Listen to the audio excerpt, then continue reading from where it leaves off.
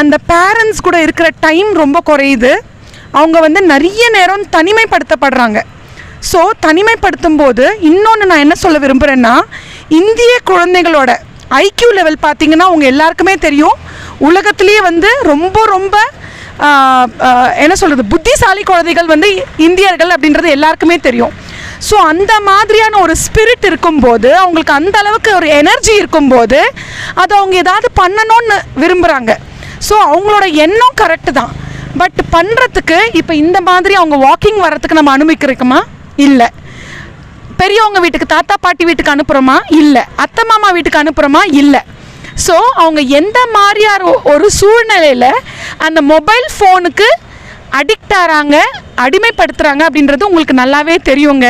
So அது நம்ம வந்து முதல்ல கவனிக்கணும். ஸோ அந்த ஃபேமிலி ஸ்ட்ரக்சர், குழந்தைங்களுக்கு கொடுக்குற டைம், அதை நம்ம வந்து அதிகப்படுத்தினா கண்டிப்பாக அவங்க வந்து மொபைல்லேருந்து விலகிடுவாங்க. ஒன்று. இன்னொன்று, இது நிறைய பள்ளிக்கூடங்களுக்கு நான் வைக்கிற வேண்டுகோள், நம்ம கூகுள் சார்ந்தோ இல்லைனா டேட்டா பேஸ் சார்ந்தோ அவங்களுக்கு ப்ராஜெக்ட்ஸ் அசைன்மெண்ட்ஸ் கொடுக்காதீங்க.